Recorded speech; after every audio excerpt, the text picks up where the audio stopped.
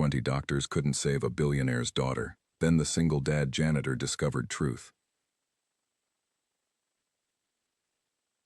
The wheelchair came through the glass doors at 11 minutes past midnight. Nobody at Medford General Hospital was supposed to be watching. The lobby was quiet. The night staff moved slowly between their stations. The vending machine near the east wall hummed its low, indifferent hum. But Marcus Webb was there, pushing his mop bucket across the pale floor, and he saw it all anyway. 3 black vehicles had pulled up outside. Not 1. 3. The kind with tinted windows so dark they swallowed the parking lot lights whole. Men in dark coats climbed out first, scanning the entrance like they were expecting trouble. Then came the man in the gray suit, tall, silver-haired, the kind of man whose shoes cost more than Marcus made in a month. He walked with his jaw set and his hands in fists at his sides, and he did not look at anyone. Then the wheelchair. The girl in it looked young, 20-something maybe.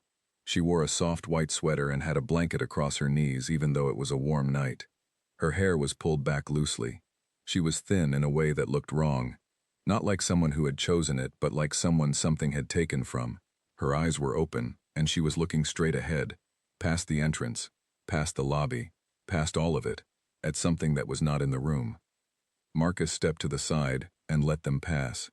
He had worked night shifts at Medford General for 6 years. He had seen people arrive the way this girl arrived, with money leading them through the door and fear close behind. He had learned not to wonder too much about them. Wondering did not help anyone. He picked up his mop. He went back to the floor. But he noticed, before he looked away, that she did not look hopeful. Most people who came in looked hopeful, or scared, or angry. She looked like someone who had already finished that part. Victor Voss had not slept in 31 hours. He did not say this to Dr. Harlan Osei, who met him in the private wing corridor at 20 minutes past midnight, with a calm face and a folder under his arm. Victor did not say much at all. He was a man who had spent 40 years saying exactly the right thing, at exactly the right time, and he had learned that the most powerful thing a man could do in a negotiation was say very little. But this was not a negotiation. He had tried treating it like one, for a while. He had brought lawyers into hospital meetings.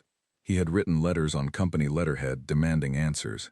He had done everything he knew how to do, and his daughter was still in a wheelchair at 27 years old, with no diagnosis that held up longer than 6 weeks. He handed Dr. Osei the accordion file. It was thick, tabbed, organized chronologically.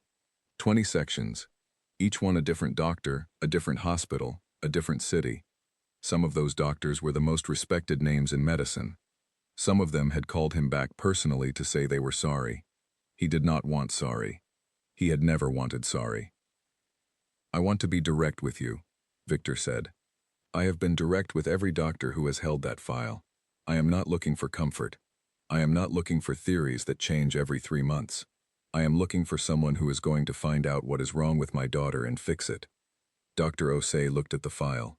He did not open it yet. "I understand," he said. "I don't think you do," Victor said, not unkindly, just precisely. Elena was running half marathons 4 years ago. She was finishing her graduate degree. She was the kind of person who made the people around her want to be better, and now she cannot walk from her bed to the window without her legs giving out. 20 doctors have looked at her. 20. And not one of them has given me an answer that is still standing. He stopped. In the room behind them, through the closed door, Elena Voss was sitting up in her new hospital bed looking at the flowers her father had arranged to be delivered before their arrival. Cream and white. A beautiful arrangement. She had not touched them. "I will read everything tonight," Dr. Osei said. He meant it. That was the thing about him. The thing that had made Victor choose him out of the remaining names on a list that had once been much longer. He said things he meant. "Good," Victor said. He looked at the closed door. Something moved across his face and was gone. "She gave up on me believing in this about a year ago. I need you to know that. Whatever she says in that room, whatever her mood is, she is not being difficult. She is just tired. She has been tired for a long time." Dr. Osei nodded. Victor picked up his coat from the chair beside him. "I will be back at 7. He walked down the corridor. His footsteps were even and unhurried. At the elevator, he pressed the button and stood with his back perfectly straight, and he waited. He was very good at waiting. He had been waiting for 3 years. Elena had counted the flowers. 14 stems, probably more expensive than the average person's grocery bill for a week. Her father had excellent taste, and a complete inability to understand that taste was not the problem. She did not need beautiful things. She needed to not feel like her own body was a building someone had quietly removed the support beams from. She shifted in the bed. Her legs ached. They always ached now. Not sharply, just a low, constant complaint, like a neighbor who had been knocking on your wall for so long you could not remember what silence felt like. She had tried describing it to the doctors. She had gotten good at describing it. She had described it in 12 cities. The descriptions did not seem to help. She looked at the window. Outside, the parking lot was mostly empty now. The black vehicles were gone. Her father had left without coming into her room, which meant he had things to arrange or calls to make, or he needed 5 minutes to be a human being in private before he came back and was her father again. She understood that. She did not hold it against him. She heard the corridor outside go quiet. Then she heard the soft push and pull of a mop bucket, and through the small rectangular window in her door she saw a man with dark hair going gray at the temples, in a gray uniform, moving steadily down the hallway. He moved the way people who have done something 10,000 times move. No wasted motion. Calm. He was not looking at her door. She did not know why she watched him. Maybe because he was the first person she had seen all night who did not look like he needed something from her. Dr. Osei took the file to his office and opened the first tab. Dr. William Grant, St. Agatha's Medical Center. Diagnosis: undifferentiated autoimmune condition. Treatment: corticosteroids, immunosuppressants. Duration of treatment: 11 weeks. Outcome: partial improvement, then decline, then regression to previous state. He turned to the second tab. Dr. Patricia Holm, Carlisle Institute. Diagnosis: fibromyalgia with suspected lupus overlap. Treatment: hydroxychloroquine, low-dose naltrexone. Duration: 4 months. Outcome: no measurable improvement. Adverse reaction to secondary medication. Treatment discontinued. Third tab. He kept reading. He read through 2 cold cups of coffee and into the early hours of the morning. And somewhere around the 12th file, he put the folder down and rubbed his face with both hands. Each doctor had been thorough. Each had built on the one before. The problem was that building on the one before meant building on the same foundational data, the same original blood work, the same first conclusions. It was like a long line of people all leaning on the same wall, none of them checking whether the wall was actually holding. He did not know yet what he was looking for, but he had the specific, uncomfortable feeling of a man who suspects there is something nobody has looked at yet. He poured the cold coffee into the plant on his windowsill, which had been dying slowly for months, and seemed committed to finishing the job. He made a fresh cup. He went back to the file. He had told Victor Voss he would read everything tonight. He would read everything tonight. Marcus finished his shift at 5:40 in the morning. He changed out of his uniform in the basement locker room, put on his regular jacket, and picked up his bag. Inside it, along with his lunch container and his phone, were 2 paperback books and a folded printout of an article he had found 3 nights ago in the hospital's 4th-floor library, which most of the staff did not use, and which Marcus had been using for 4 years. The article was about mitochondrial enzyme function. It was not easy reading. He had read it twice already and was planning a 3rd pass tonight. His daughter Cora was at his sister's house. He would pick her up at 7:30, walk her to school, then come home and sleep for 4 hours before the articles needed reading, and dinner needed making, and tomorrow's shift needed preparing for. He took the stairs up from the basement and crossed the lobby. The morning crew was starting to arrive. The vending machine still hummed. The pale floor he had mopped at midnight was clean and bright under the overhead lights. He pushed through the front doors into the early morning. The parking lot was quiet. Somewhere in the building behind him, on the top floor of the private wing, a young woman was not sleeping, looking at flowers she had not touched. He did not know that. He put his hands in his pockets and walked toward the bus stop. He was tired. He had been tired for a long time. But there was something he needed to reread tonight. Something in the third section of that article. Something about enzyme deficiency presenting as autoimmune markers in certain blood panel conditions, and he would be thinking about it all the way home. He always was. Marcus Webb owned 41 books. He knew the exact number because Cora had counted them once, seriously and carefully, moving along the shelves in their small apartment, with her lips moving, and one finger pointing at each spine. She had announced the total with the satisfaction of someone completing an important task. 41. He had bought 3 more the following week. She had counted again. 44. She had updated the number on a piece of paper she kept taped inside her desk drawer, like it was data worth tracking. She was 9 years old, and she had her mother's way of deciding what mattered, and then caring about it completely. Marcus had not always been a reader. He had become one the way people become most things that save them, slowly and then without noticing, after something happened that left a hole too large to fill with anything ordinary. His wife, Claire, had been 29 when she got sick.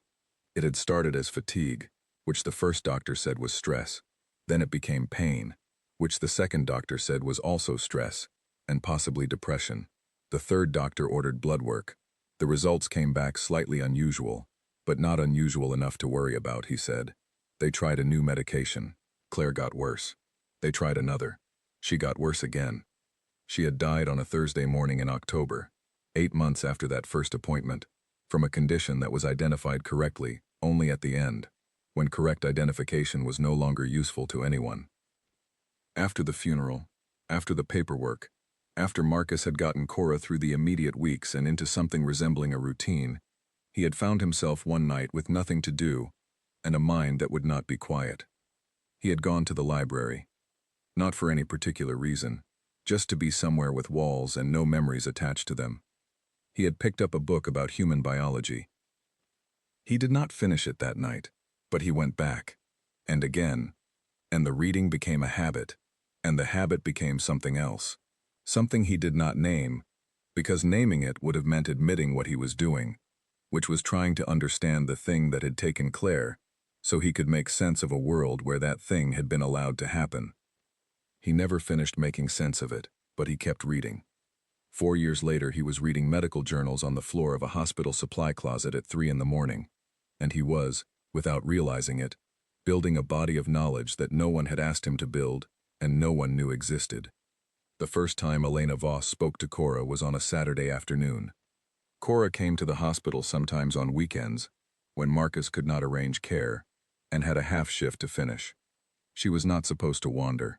She was supposed to stay in the break room with her homework, and the apple slices Marcus packed in a small container, and the library book she always brought. She agreed to this arrangement each time with complete sincerity, and then wandered anyway, not out of defiance but because she was curious, in a way that was simply larger than any room she was asked to stay in.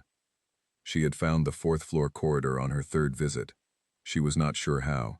She had followed the hallway where it curved left instead of right, and suddenly the corridor was quieter and the floors were a different color, and the doors had small plaques beside them instead of large ones. She stopped outside room 714. The door was not fully closed. Through the gap she could see a window, and below the window, a woman sitting in a chair with a book in her lap, and her eyes not on the book. "Are you lost?" the woman said. Cora considered this. A little. The woman looked at her properly for the first time. She had dark eyes, and she was pale in a tired way. But she was not unfriendly. She studied Cora with the focused attention of someone who found most things dull, and was quietly relieved to find something that was not. "What's your name?" she asked. "Cora. My dad works here. I'm not supposed to be in this part." "That makes 2 of us," the woman said. "I'm Elena." Cora looked at the book in Elena's lap. "Is that good?" "I haven't started it yet." Elena looked down at it. "I keep meaning to." "My dad says that about a lot of his books too," Cora said. "But he does read them eventually. He reads everything eventually." Elena looked at her. Something shifted slightly in her face. Not a smile exactly. The beginning of one. Considered, and then kept private. "What does your dad do here?" she asked. "He cleans the floors mostly," Cora said, "and reads. He's always reading." Elena did not say anything for a moment. You should probably go back before someone misses you, she said. Probably, Cora agreed. She did not move immediately.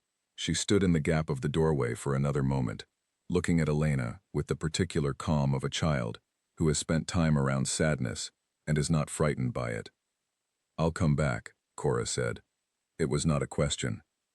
All right, Elena said. Cora went back down the corridor. She found the break room without too much trouble.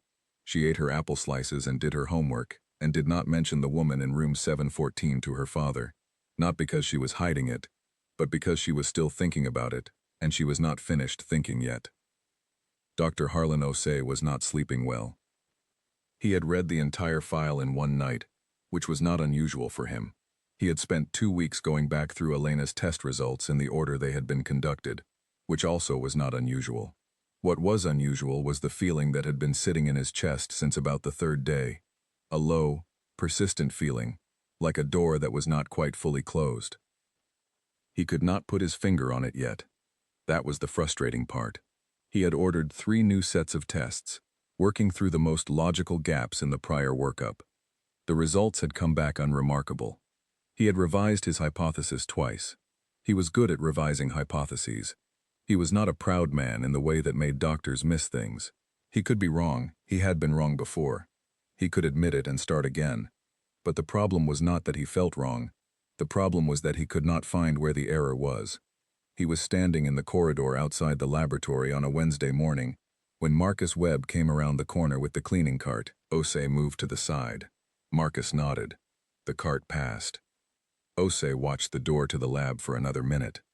He went back to his office and opened the file again. The paper that would eventually matter was not one Marcus had gone looking for. He had pulled it from the shelf in the 4th floor library on a Tuesday night because it was next to a paper he had already read, and the title caught his eye, and he had nothing else to read, and the supply closet was warm, and the hallway outside room 714 was empty at 2 in the morning, and this was his time. The paper was from a medical research group. Published 4 years ago. It was not widely cited. The subject was mitochondrial enzyme deficiency in patients under 40, and the specific ways it could present in diagnostic panels when an early blood sample had been processed outside the recommended temperature window. He read it once, and felt something quiet move in the back of his mind. He read it again. The pattern in the paper, the symptom cluster, the sequence of presentation, the way each doctor who came after the first would inherit the skewed data from the original panel and build on it, treating a picture that had been distorted at the source. It was precise and specific, and he had read about the wrong things being inherited by well-meaning people before. He had personal experience with it. He had not expected to see it here. He sat with the paper for a long time. Then he folded it, put it in his bag, went home. He told himself it was nothing. He was a janitor. He had read a lot. Reading a lot did not make a person a doctor, and it would not be appropriate, and he probably had it wrong. He read the paper again the next night. He read it a third time. He was not wrong. He was fairly certain he was not wrong. The problem was what to do with being fairly certain when you were a person who mopped floors and nobody in the building knew your name. Elena had started leaving her door open a few inches at night. She could not have said exactly why. The corridor was quiet. Occasionally she could hear the mop bucket. She did not call out, and Marcus did not stop. But there was something in the sound of it, in the steady, unhurried movement down the hall, that she found easier to sleep near than the thick silence her door had been keeping before. On the night Marcus read the paper for the third time, she was awake at 2:15, and he came past her door, and then stopped. Not at her door. A few feet down the hall. He sat on the floor with his back against the wall, in the low corridor light, reading.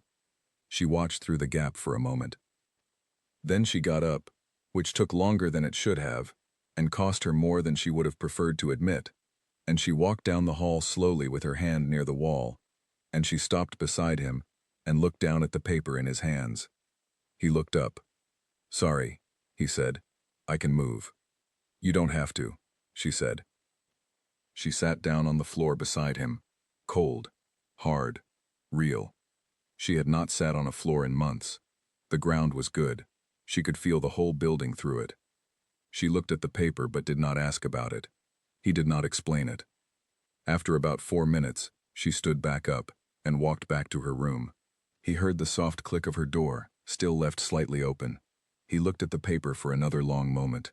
Then he folded it carefully and put it in his bag, and he pushed the cart back down the corridor, and the hum of the hospital went on around him, the way it always did, and nobody saw, and nothing seemed different.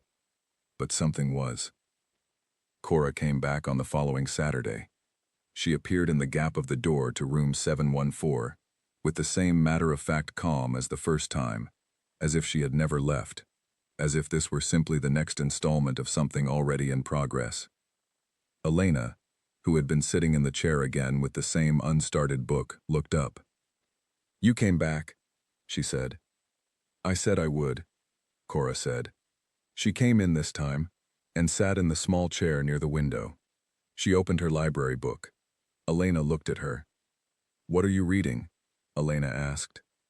Cora held up the cover. It was a book about deep-sea creatures. "My dad got it for me from the library here," Cora said. "There's a fish that makes its own light, inside its own body. It just grows the light." Elena looked at the cover. "That's a good thing to know how to do," she said quietly. Cora looked at her. "He reads about people who grow lights too," she said. "My dad. Just different kinds." Elena did not answer. She looked out the window. She did not know exactly what the girl meant, but it sat in the room with them for a while, and she did not want to make it leave. They sat together for 40 minutes, not talking much, while the afternoon moved across the window. When Cora finally stood to go, she left the deep-sea book on the chair. "You can borrow it," she said. "I'm finished." Elena looked at it. She picked it up. She opened it to the first page. She began to read. It was the first book she had opened in 4 months. On the morning that changed everything, Marcus almost did not go through with it. He had been awake since 4, not from insomnia. He did not struggle to sleep the way he once had. He had woken up deliberately, the way he sometimes did before something that required courage, because his mind would not leave him alone until he gave it the time it needed to think. He was sitting at the small table in the kitchen of his apartment with a cup of tea he had forgotten to drink, and the folded paper in front of him. The paper was worn at the creases now. He had folded and unfolded it so many times that the words along the folds were going soft. He knew most of it by heart anyway. Cora was still asleep. The apartment was quiet. Outside the window, the sky was doing the slow thing it did before sunrise, going from black to a gray that was not quite the gray of clouds and not quite the gray of morning. Marcus watched it. He thought about Claire. He did not always let himself do that before a shift, because it made the shift harder, but sometimes there was no stopping it. He thought about the third doctor who had said Claire's blood work was not unusual enough to worry about. He thought about how much information had been sitting in those numbers, plain and complete, and how a person with a different frame of reference might have read it differently. He thought about how nobody had been careless. Nobody had been cruel. They had just each inherited the same starting point, and not thought to question it. He looked at the paper. He thought about Elena Voss, who sat on hospital floors at 2 in the morning, because the ground felt like something, and the bed felt like practice, for something she did not want to practice. He folded the paper one more time, put it in his shirt pocket. He washed his cup, checked on Cora, left a note on the kitchen counter with the breakfast instructions she did not need, because she was 9 and capable of making her own toast, but which he left anyway, because it was one of the ways he told her he had been there. Then he went to work. He wrote it out that night. He waited until his first break, when the hospital was in its quiet middle-of-night mode, and the 4th floor was empty, and he sat in the library with a clean sheet of paper and wrote down what he had found. He was careful. He used the correct terminology because he had read enough to know it. He described the mechanism, a blood panel processed above the recommended temperature threshold, producing enzyme markers that mimicked autoimmune activity. He described how every doctor who followed would build on those initial markers, trusting them, because the first test had been ordered by a trusted specialist, and the results had been documented and filed. He described the specific deficiency pattern he believed was actually present, and the test that would confirm or rule it out, and the source paper with its publication details, so that whoever read his note could go and check it themselves. He read it back 3 times. He was not wrong. He was a man who had learned to be rigorous about the difference between what he knew and what he suspected, and he knew the difference here. The evidence was in the paper. He had not invented it. He had only read it, which was something he had been doing for 4 years in empty rooms while everyone moved around him. He folded the note and wrote a name on the outside. Then he stood there for a moment in the library with the note in his hand, and the particular weight of it was different from a folded piece of paper. It was the weight of a decision. He felt it the way you feel things you cannot take back once they start. He went downstairs. He found Nurse Linda Marsh at the station outside the private wing, a woman in her mid-50s with a quick manner, and a name badge that had a small sticker of a sun on it, and he walked up to her counter. "This is for Dr. Osei," he said. He set the note on the counter. "It's about the Voss patient. Please make sure he gets it." Linda Marsh looked at the note.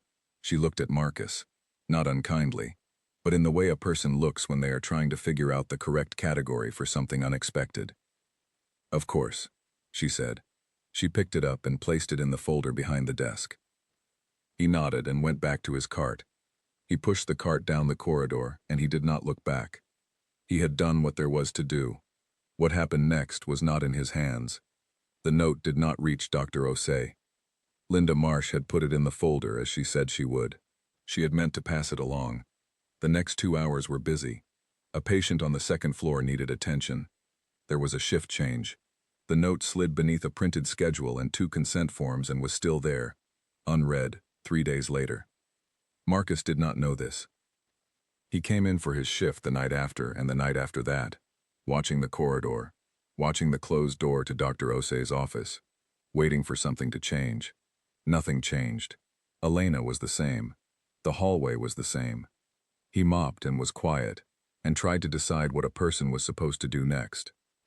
On the 4th night, Cora called him from his sister's house at 9:15, which was late for her. "Dad," she said, "did you do it?" He paused. He was standing in the stairwell between the 2nd and 3rd floors. "I tried," he said.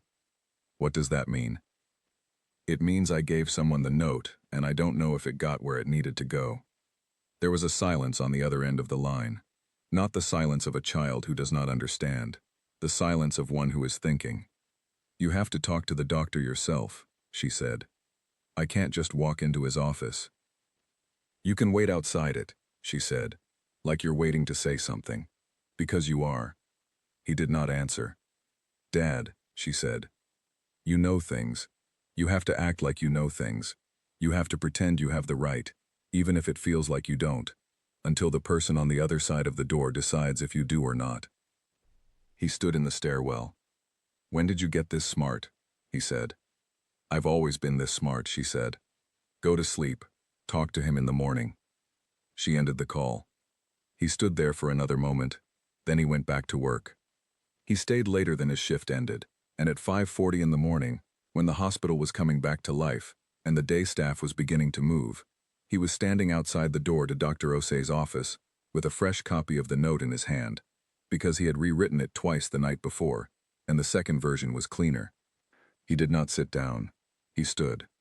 He was still standing there when Dr. Osei arrived at 5:58, which was early even for him, carrying a coffee and a folder, and looking like a man already deep inside a problem. Dr. Osei saw Marcus. He registered the gray uniform and the paper in Marcus's hand. His expression was professional and neutral. "Can I help you?" he said. "I have something for you," Marcus said. "About the patient in 714. He held out the note. "I'm not asking you to believe me. I'm asking you to read it, and check the source paper and decide for yourself." Osei looked at him for a moment. Then he took the paper. He read it standing in the corridor outside his office, with his coffee going cold in his other hand. Marcus watched his eyes move across the lines, watched them slow down, watched them go back to the beginning. Osei looked up. "Where did you find this?" he said. "The paper is from your library upstairs," Marcus said. "4th floor. I read it 3 weeks ago. I've been trying to find the right way to say something." Osei looked at the note again. He was reading the second section now, the part about the temperature threshold and the enzyme markers. His face was the careful face of a man who was making himself be disciplined when what he actually felt was a sudden, urgent alertness. "What's your name?" he said. "Marcus. Marcus Webb. You're on the cleaning staff." "Yes." Osei looked at him, not in the way Linda Marsh had looked at him, in the specific way of a doctor who has just been handed something that might be real and is rapidly recalibrating his understanding of where real things can come from. "Come inside," he said. He opened the door to his office. Marcus went in. The door closed behind them. Elena did not know any of this was happening. She had slept late, which was unusual. She was awake by 9, and she was sitting in bed reading Cora's deep-sea book, which she had finished twice, and was now reading a third time, because The Fish That Made Its Own Light was the kind of thing that stayed with you. She did not know that in an office 4 floors below, a doctor was on the phone requesting a very specific blood test, reading from a note written by the man who mopped her hallway, speaking with a specialist he trusted, and listening to the specialist go quiet on the other end of the line, in a way that was not the quiet of dismissal. Victor Voss arrived at 10:15. He brought coffee for himself and a fruit cup for Elena that she ate without enthusiasm but did eat, which he counted as a small victory. They talked about ordinary things. A cousin's new house. A restaurant they both liked. He had learned not to talk about doctors or tests or plans unless she asked. It had taken him 2 years to learn that. He was not naturally a patient man, and it had cost him things to become one. He left at 11:30. She watched him go. She thought, as she sometimes did, that her father was a person who loved very hard and showed it in all the wrong ways and could not help either of those things. She opened the book again. The fish made its own light, inside its own body, in the deepest, darkest parts of the ocean, where no light from above could reach. It just made it. It did not need permission. She read that again. Then she put the book down and looked at the window for a long time. Dr. Osei called the specialist back at 2 in the afternoon. They spoke for 40 minutes. The specialist, a researcher at a university medical center who had co-authored a follow-up to the paper Marcus had found, asked 3 specific questions about the original panel data. Osei had the data. He read the relevant sections aloud. The specialist was quiet for longer than was comfortable. "Order the full enzyme panel," the specialist said finally. "The extended one, not the standard. Make sure the sample is processed within 90 minutes and kept at correct temperature the entire time. Do not use the usual lab. Send it to the specialized unit." "You think this is what I think it is," Osei said. "I think you need to run the test," the specialist said. "Then call me." Osei ordered the test that afternoon. He did not tell Elena what it was for. He told her it was a new test, one he had been considering, part of his ongoing review of her case. She looked at him the way she always looked at doctors when they said things like ongoing review, like someone who has been told the thing is almost cooked many times and has decided to stop going to the kitchen. "All right," she said. He drew the sample himself. He watched the clock while it was processed. He did not sleep that night.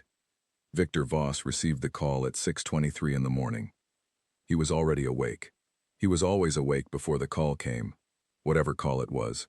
He had trained himself over 40 years to be available, to be ready, to have the phone answered before the second ring. It was one of the reasons his company had done what it had done. It was one of the reasons his marriage had not survived. He had decided long ago that this was an acceptable trade. He did not decide so clearly anymore. "Mr. Voss," Dr. Osei said, "I need you to come to the hospital this morning." Victor was already reaching for his jacket. The room felt different. Elena noticed it before anyone said anything. Dr. Osei came in at 8:15, and he did something he had not done in any of their previous appointments. He pulled the chair close to the bed and sat down. Doctors did not sit. That was one of the things she had learned across 20 consultations in 6 hospitals. They stood. They leaned against counters. They made notes. They were always slightly ready to leave. Sitting meant something. She closed the deep-sea book. "We found something," Dr. Osei said.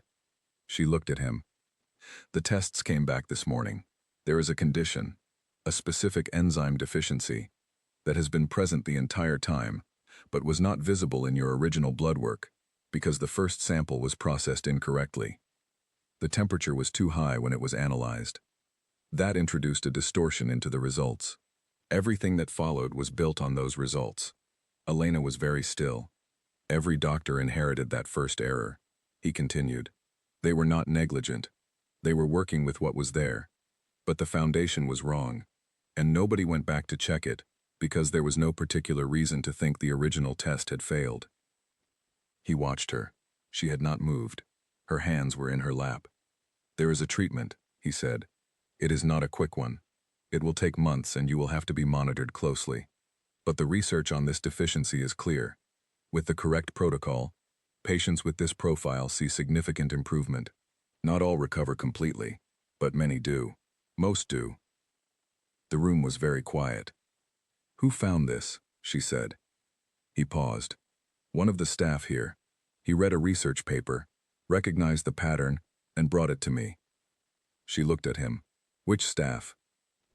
A member of the cleaning team. His name is Marcus Webb. She did not look surprised. Exactly. She looked like someone who has been waiting for information that was already half known to them, and is now receiving confirmation. The man with the cart, she said. Yes. She turned her head toward the window. Outside, the morning was gray and ordinary. The parking lot, the road beyond it. She looked at the road. How soon can we start? She said. The first week was the worst. Not because things were going wrong, because her body was being asked to do something new after 3 years of managing decline, and new things, even good things, are difficult when you have spent a long time in a fixed position. She was tired in a different way than she had been tired before. She knew the difference. The old tiredness was like water rising. This one was like muscle soreness after effort. These were not the same. Her father came every day. He sat in the same chair and drank coffee from the same cup he had started bringing from home. He talked less than he used to. He had discovered, or rediscovered, or perhaps allowed himself to understand for the first time, that the best thing he could do in a room with his daughter was simply be a person in it. Not a solution, not a plan, just a presence that had been there before she was sick and would be there after. On the 5th day, she walked to the window without holding anything. It was not graceful. It was slow and deliberate, and her left leg disagreed with the whole enterprise for the last few steps. But she made it. She stood at the window and looked at the road and the gray morning and the parking lot, which was ordinary and a little dull, and she looked at it for a long time. She did not cry. She had not cried much through all of this. She had grieved in other ways. In the small capitulations, in the unread books, in the flowers she let sit untouched. But at the window that morning she felt something shift in her chest. Not dramatically, not like something in a film, but like a very small and very stubborn door that had been stuck for a long time and had just decided, quietly, to open. She asked to meet Marcus on a Thursday. She sent the message through a nurse, which she felt slightly strange about, but could not think of a better way. The nurse relayed it. Marcus received it at the start of his shift and stood in the locker room for a moment, holding the folded note before he changed into his uniform. He knocked on the door of room 714 at 2 in the afternoon, when he knew Elena was usually in the chair, and her father was usually on his afternoon calls, and the corridor was its calmest. She told him to come in. He came in. He stood near the door in his uniform, with his hands at his sides, and he was a man who was comfortable with many things, and not comfortable with this particular thing, and that was visible on his face, in a way he did not try to hide. She was in the chair. She looked at him. "Sit down," she said.